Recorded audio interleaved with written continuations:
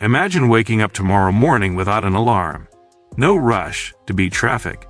No anxiety about a boss's email. No fear that one unexpected bill could knock your life off balance. For decades, that image has been sold to us as financial independence. But here's the uncomfortable truth. In today's economy, that picture is often misleading, and for many people, completely unrealistic. So what does financial independence actually look like right now?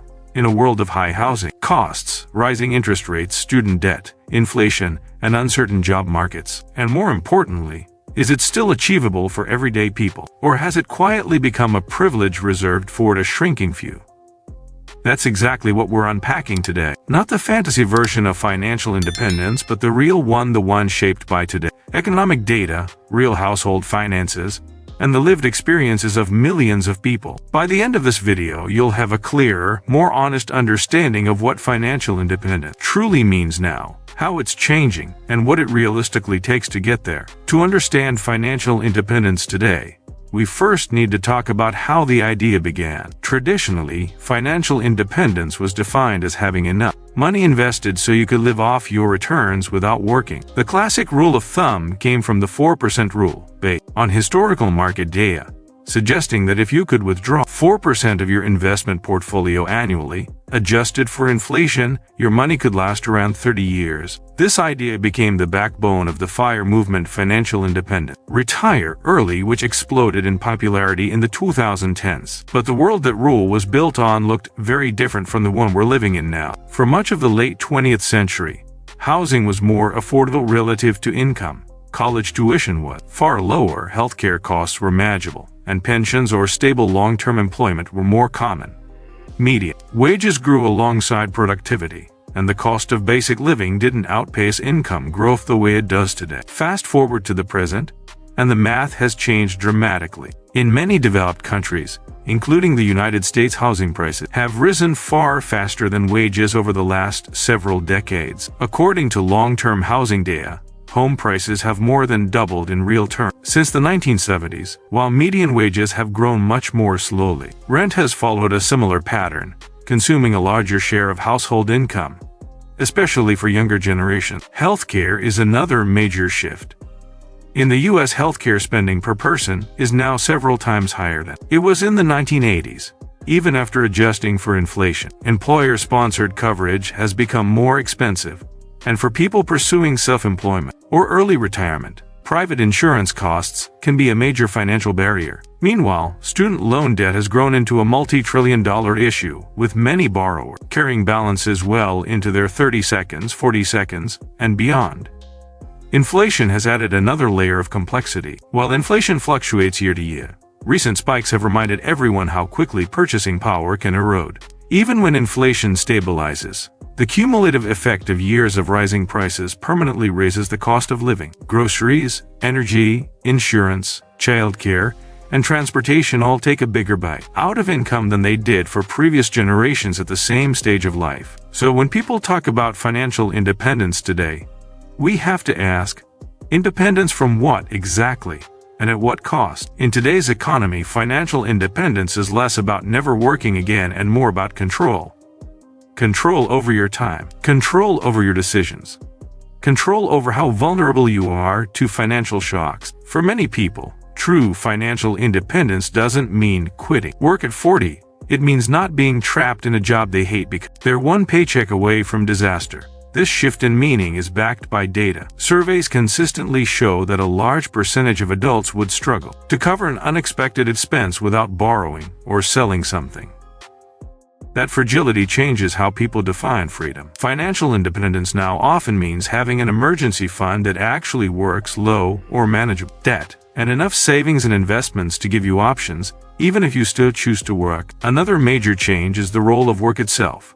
The idea that financial independence requires zero income is becoming outdated. Many financially independent people today still earn money, but on their own terms. They might freelance, consult, run small businesses, or work part-time. Instead of relying entirely on investment returns, they combine income streams to reduce risk. This approach reflects economic reality. Markets are volatile, living costs are high, and flexibility is often more valuable than total withdrawal from the workforce. Investment returns themselves are also part of the reality check. Long-term stock market returns have historically averaged around 7% after inflation, but those averages hide significant variability. Sequence of returns risk the danger of poor market performance early in retirement become especially important in an environment of higher valuations and uncertainty. That's why many financial planners now recommend more conservative withdrawal rate or flexible spending strategies rather than blindly following the 4% rule. Financial independence today also looks very different depending on where you live. Geographic arbitrage, earning income in a high-wage economy while living in a lower-cost area, has become more common,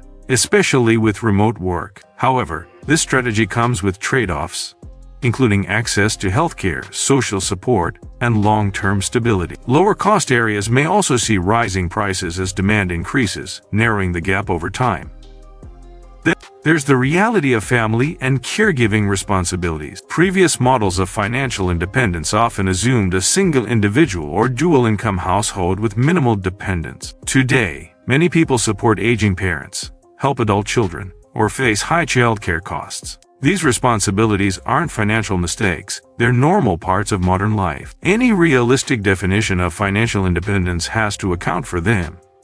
Another overlooked factor is psychological security. Financial independence isn't just about numbers on a spreadsheet, it's about stress, anxiety, and mental health. Research consistently shows that financial insecurity is a major source of chronic stress. Having enough resources to absorb shocks, take breaks, or say no to harmful situations is a form of independence. That doesn't always show up in net worth calculations, but deeply affects quality of life. So what does financial independence really look like in today's economy?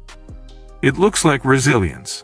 It looks like adaptability. It looks like designing a life where money supports your values instead of dictating them. Practically speaking, this often means prioritizing savings rates over chasing extreme frugality. It means building diversified income streams rather than relying on a single employer. It means investing consistently over time, understanding risk, and adjusting expectations as conditions change.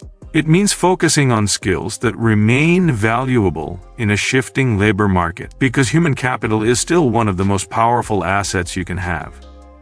It also means redefining success. Financial independence is not a race, and it's not a social media highlight reel. Comparing yourself to influencers who achieved independence under very specific circumstances, often with high incomes, early market gains, or external support, can distort what's realistic for you. A more grounded goal might be reaching financial security where your basic needs are covered, your future is reasonably protected, and your choices aren't driven by fear. Importantly, financial independence today is not an all-or-nothing destination.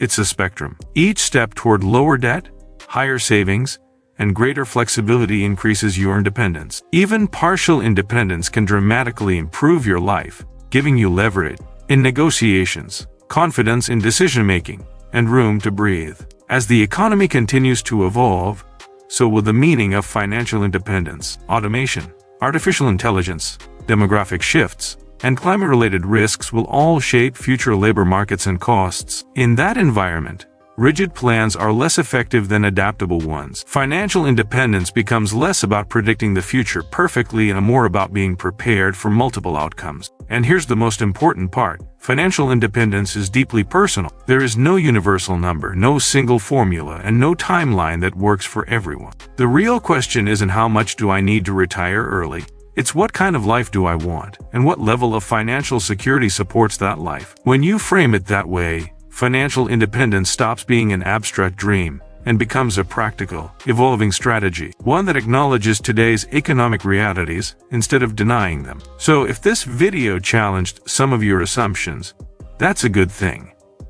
Because clarity is power, and understanding what financial independence really looks like today is the first step toward building it on your own terms. If you found this breakdown helpful, take a moment to like the video. It really helped the channel reach more people who are trying to make sense of their financial future. And if you want more honest, research-driven conversations about money, work, and building a life with more freedom, Make sure to subscribe and turn on notifications so you don't miss what's coming next. Thanks for watching, and I'll see you in the next video.